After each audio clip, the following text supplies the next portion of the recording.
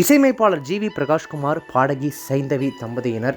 சின்ன வயசுலேருந்து ஃப்ரெண்ட்ஸாக இருந்த இவங்க அதுக்கப்புறம் அந்த ஃப்ரெண்ட்ஷிப்பை காதலாக மாற்றிக்கிட்டு அந்த காதல் திருமணத்தில் முடிஞ்சு 2 பேருக்குமே அன்பி அப்படின்னு சொல்லிட்டு அழகான ஒரு பாப்பாவும் இருக்காங்க. தமிழ் சினிமாவின் அழகான காதல் ஜோடியாக அறியப்பட்ட ஜிவி பிரகாஷ்குமார் சைந்தவி ஜோடி திடீர்னு சில மாதங்களுக்கு முன்னாடி 2 பேருமே கருத்து வேறுபாடு காரணமாக மனம் ஒத்து பிரியறதா சோஷியல் மீடியா பக்கத்தில் அதிகாரப்பூர்வமாகவே அறிவிச்சிருந்தாங்க.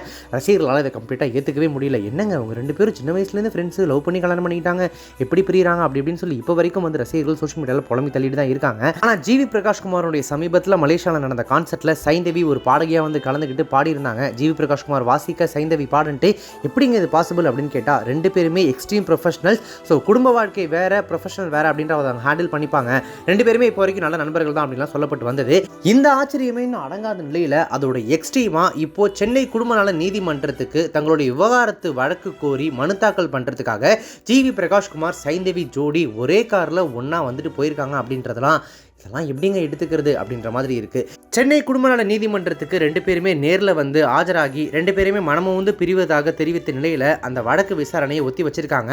பின்னாடி 2 பேருமே ஒரே காரில் தான் வந்தாங்கன்னு சொன்ன இல்லையா, போகும்போதும் 2 பேரும் ஜோடியாக ஒரே காரில் தான் போயிருக்காங்க. இப்படி ஒரு கணவன் மனைவி காதல் ஜோடி மனமுத்து பிரியறதெல்லாம் தாண்டி 2 பேரும் ஜோடியாக ஒரே காரில் தங்களுடைய விவகாரத்துக்கு மனு தாக்கல் பண்ணிட்டு போகிறதெல்லாம் உண்மையாகவே வேறு மாதிரி ஆச்சரியம் அப்படின்னு தான் சொல்லணும். அது சம்மந்தப்பட்ட வீடியோ இப்போ சோஷியல் மீடியாவில் பயங்கர வைரலாக போயிட்டுருக்கு.